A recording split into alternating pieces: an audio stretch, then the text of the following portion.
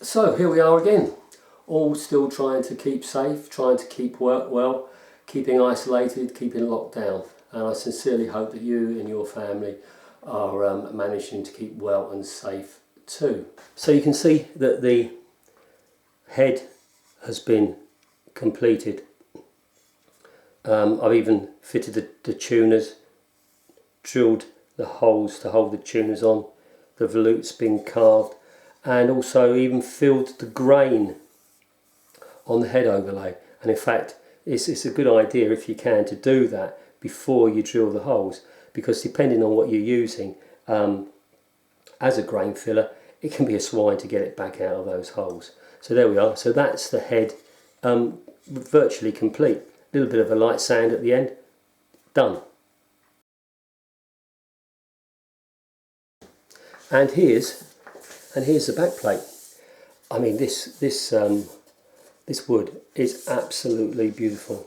I hope that the camera's picking this up and you can see it both obviously inside and out. So I can't tell you how pleased I am with that.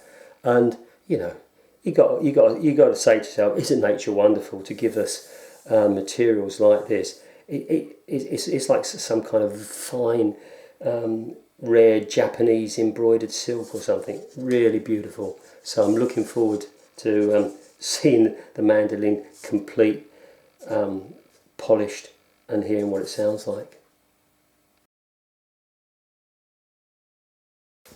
So what I want to show you now in the next bit of video that's coming up is how I achieved this.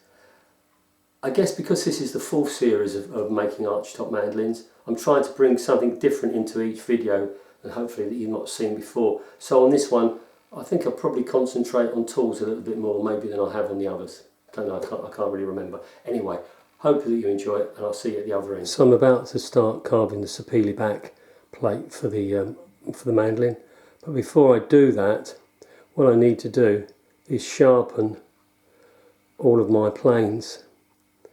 I've recently set up this jig on my grinding wheel, so I should be able to regrind them all really accurately, hone them on my hard black Arkansas stone to perfection, and hopefully be able to cope with that curly grain on the sapele. So that's going to take me a good few hours, so I'm going to get crack on with that before I do any woodwork.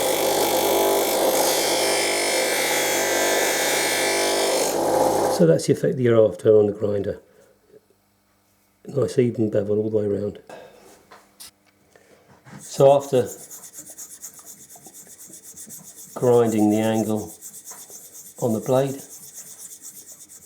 I'm now polishing the back of it on a medium oil stone.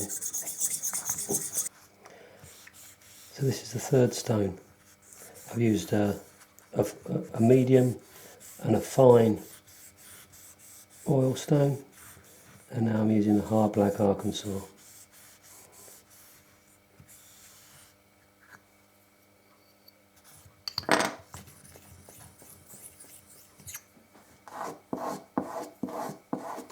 So there we are, my little armoury of planes, all razor sharp and ready to start work on the back plate of the archtop. So for the initial stages of shaping a back plate, I use this Wagner safety planer, and as I say, just get these rough contours on it. It's a bit of a beast. If I turn it on, you'll see what it does.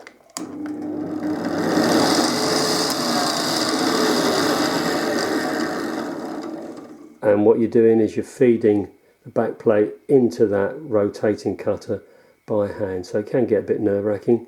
But anyway, now I'm going to start shaping it using my planes.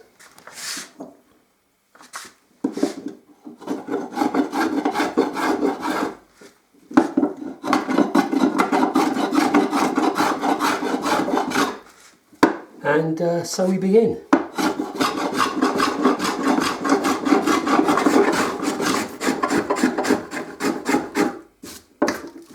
I guess one thing that I'm learning with this pommel sapele is you can't plane along the grain, otherwise it just rips up. You've got to work across the grain at an angle, and then you get a much cleaner cut.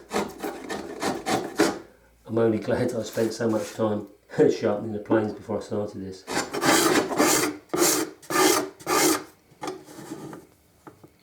So you can see the sort of cut that you get with a cabinet scraper.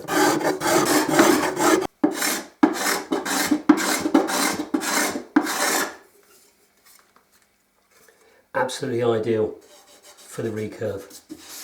So there you are. The external profile of the back plate has been carved. Now we need to flip it over and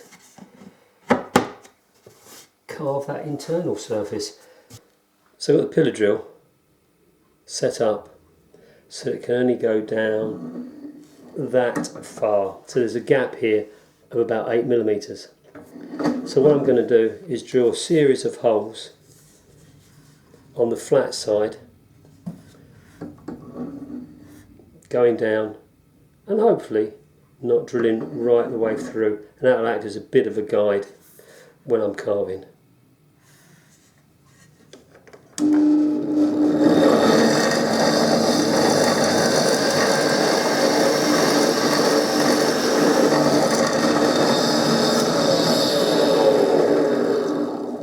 So with a few holes drilled as a bit of rough guidance, I'm going to start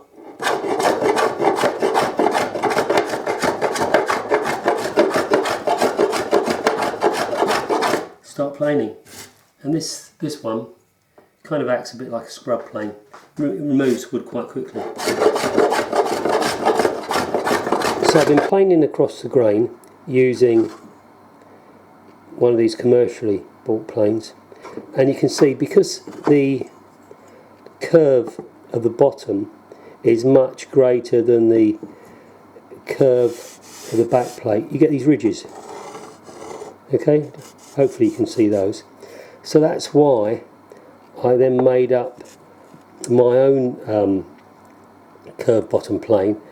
The radius across the sole is much less than the radius across the sole on the commercial one. So what I'm hoping is that once I've got to this stage where I removed as much as I dare with the metal plane, and I've got these ridges, I can then do a bit of a clean up with the wooden one.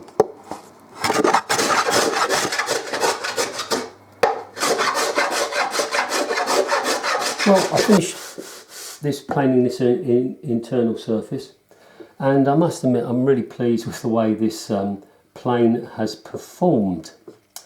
That finish that I've got, I can now use a cabinet scraper on and then fine sand. You'll often see in the books that the stage in between this and your final sanding is one of these rubber-backed sanding discs. So it's flexible and you can sand all the inside of the top plate or the back plate. But what I've found now is that this is completely eliminated, and you know, good riddance really, because I don't like using that, because that surface is really good. And the reason that it's really good is because this radius matches the curve of the back. The only area that I can't plane with it is up here. You might be able to see that clearly that's too tight. But hey ho, Gary, you know what you got to do, mate? You got to make yourself another plane with a slightly tighter curve in this direction, and then you'll be able to get in there. So no, really pleased with that. So bit of cabinet scraping, bit of light sanding, and I think that we can say job done. So the story so far then. The rim is complete. So obviously the back plate is going to be glued onto there at some point. And I've done as much as I possibly can do on the neck. So what I'm going to do now is start work on the top plate, glue it together, shape it, etc., carve it, braces, So all of that will be in the next video. And the mail today has bought me a plane blade, a new plane blade. So that is going to be for the next round bottom plane that I just spoke about. Anyway, in the meantime, you take care, try to keep safe, try to keep healthy, and hopefully I'll see you in the next video. So thanks for taking the time, and as I say, keep safe. Cheers.